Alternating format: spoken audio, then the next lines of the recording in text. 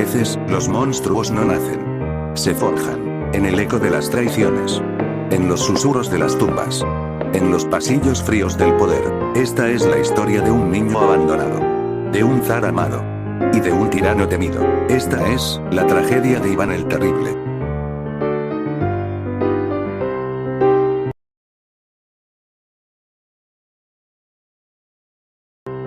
Moscovia. Invierno de 1533. Mientras la nieve cubre los campos y las cúpulas del Kremlin brillan bajo un cielo gris, un niño de apenas 3 años hereda el trono de un imperio, pero no una infancia. Iván Vasilievich, hijo del gran Vasily III, fue coronado zar cuando aún no sabía leer, y mucho menos reinar. Rodeado de cortesanos hambrientos de poder, vio morir a su madre envenenada ante sus ojos, y aprendió que en la corte, hasta los susurros matan.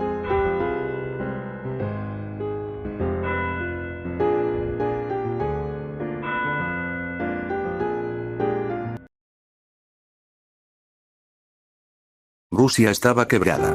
Los boyardos se disputaban el poder como lobos sobre un cadáver. Iván, desde las sombras del Kremlin, observaba y recordaba. Con solo 16 años, Iván no pidió permiso. Se autoproclamó zar de todas las Rusias. Por primera vez, el título no era simbólico, era una advertencia. El joven zar no perdió el tiempo. Empezó a consolidar el poder, castigar a los que dudaban de él, y crear la figura del gobernante absoluto. Pero lo peor aún no había comenzado. El niño abandonado había aprendido a odiar. Y ahora, tenía todo el poder del mundo. Con la corona sobre la cabeza y los rezos aún resonando en los templos, el joven Iván se convirtió, por primera vez, en gobernante de carne y voluntad. Rusia tenía por fin un zar, pero no uno común.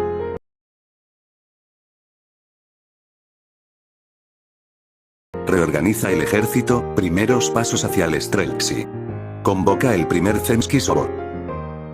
Revisión y mejora del código legal, el Sudebny de 1550. Fundaciones de imprentas e interés por la educación. Busca modernizar Moscovia, influenciado por Bizancio y Occidente.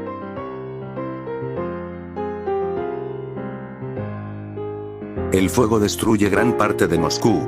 El pueblo culpa a los Glinsky, familia materna de Iván. Iván actúa por primera vez con firmeza. Ejecuta o destierra. Iván comienza a marginar a los clanes más poderosos. Forma el consejo elegido, con clérigos y nobles menores.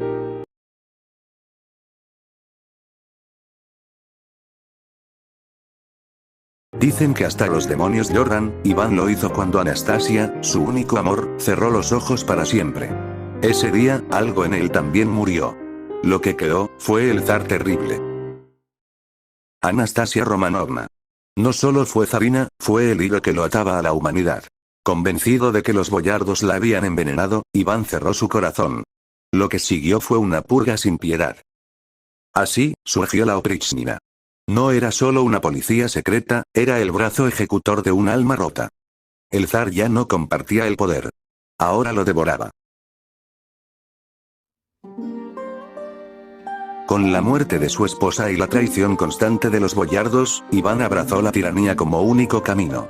Su cetro ya no simbolizaba justicia, sino temor. La Oprichnina arrasaba aldeas, confiscaba tierras, ejecutaba a quienes osaban levantar la voz.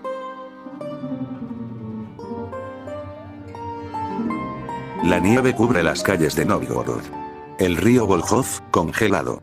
El sonido de cascos retumba en la distancia. Iván IV, el Terrible, avanza con su guardia negra, la Oprichnina.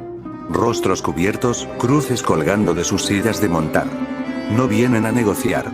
La ciudad, antigua república orgullosa, es acusada de traición. Se dice que conspiraron con Lituania. Iván no necesita pruebas. Solo sospechas. Durante semanas, el terror toma la ciudad.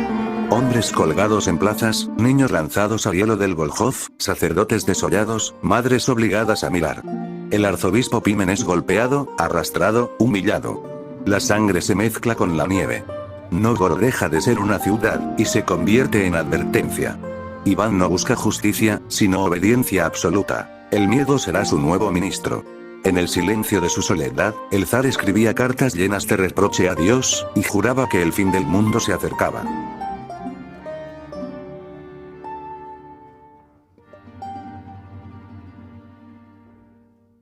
Iván soñó con un imperio que tocara las aguas frías del Báltico, y desató una guerra que lo hundiría en el barro de la derrota.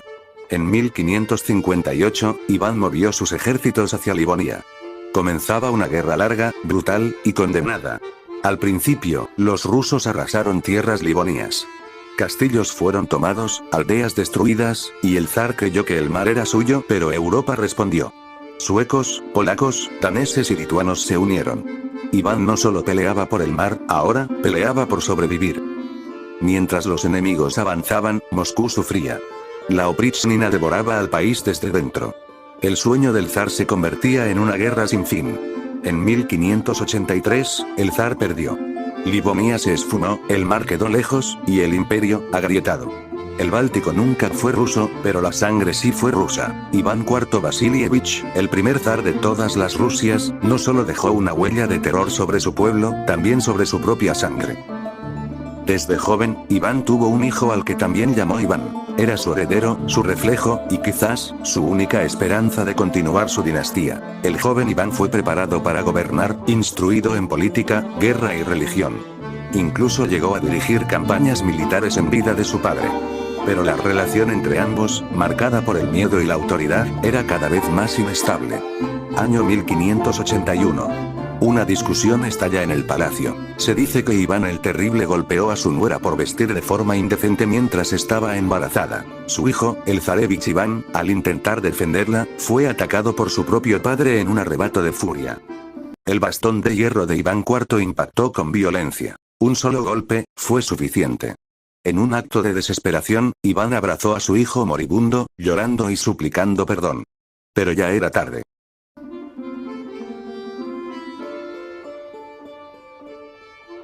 Tras la muerte de su hijo, Iván IV ya no volvió a ser el mismo. El zar terrible había destruido no solo su linaje, sino también su propia alma. Los últimos años de su vida estuvieron marcados por el arrepentimiento, la enfermedad, y el miedo. No al enemigo exterior, sino al vacío que él mismo había creado. Sufría de intensos dolores, crisis nerviosas y constantes paranoias. Cambió de esposa una y otra vez, buscando consuelo, pero solo encontró traición e intrigas. La corte estaba fragmentada. Los boyardos, a quienes tanto persiguió, empezaban a recuperar el poder entre susurros. Y el pueblo, cansado de guerras, hambrunas y opresión, ya no temblaba, sino que suspiraba por el final. Iván IV muere repentinamente mientras jugaba una partida de ajedrez. Algunos creen que fue envenenado. Otros, que su cuerpo simplemente no aguantó más el peso de su propia historia. Murió solo, desconfiado de todos, temido por todos. Su hijo Fiódor lo sucedió, débil, sin carácter. Y Rusia, entró en una etapa oscura, caótica y violenta. El tiempo de las turbulencias. Si viste hasta acá, quiero agradecerte por ver el vídeo, ya que este me tomó sin exagerar 2 días o bueno casi. De verdad no soy alguien de pedir, pero si te pudieses suscribir y regalarme un like te agradecería muchísimo. Hasta pronto. Postdata. No olviden ver mis otros vídeos, también tengo historias como la de Pol Pot y la de Nicolae Ceausescu.